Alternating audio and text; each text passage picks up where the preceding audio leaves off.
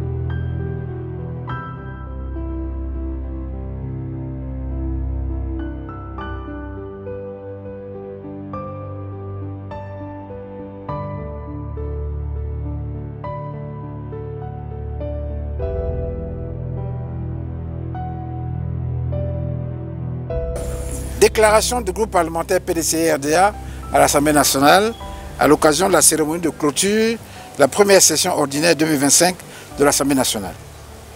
À l'occasion de la clôture de la première session ordinaire de l'Assemblée nationale, ce lundi 30 juin 2025, le groupe parlementaire PDC-RDA a boycotté la cérémonie pour marquer son indignation face au mépris et à l'indifférence du pouvoir d'ouvrir le dialogue politique avec les partis politiques et la société civile en vue de l'organisation d'un scrutin crédible, transparent et inclusif.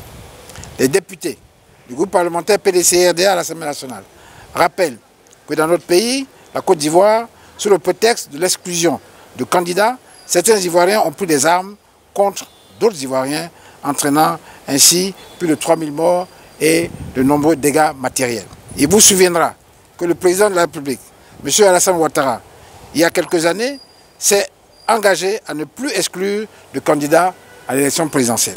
Cependant, que constatons-nous?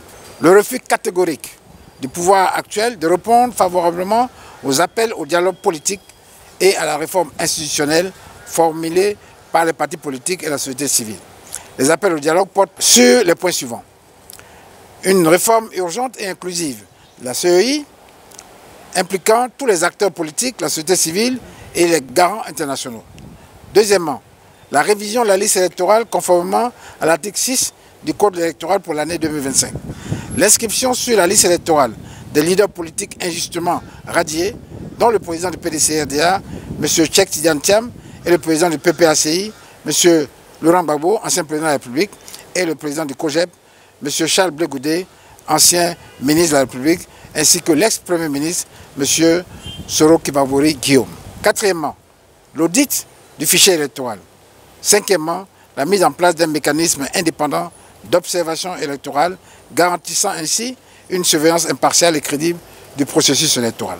Deuxième grand point, des manœuvres d'intimidation et un climat d'insécurité généralisé matérialisé par des tentatives d'enlèvement.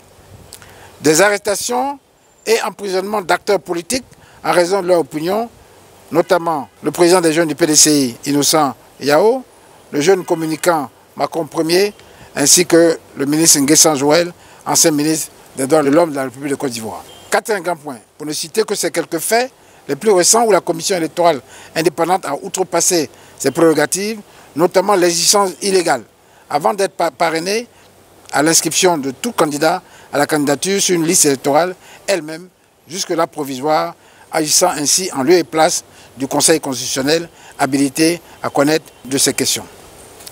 À seulement 4 mois de l'élection présidentielle, prévue en octobre 2025, aucune lueur d'espoir pour un dialogue politique qui ne se profile à l'horizon et les risques d'implosion de notre nation vont grandissant. En conséquence, le groupe parlementaire PDC-RDA à l'Assemblée nationale interpelle ainsi la communauté nationale et internationale pour marquer sa désapprobation et les invite à accompagner la Côte d'Ivoire à une sortie de crise urgente pour un dialogue politique inclusif dans notre pays.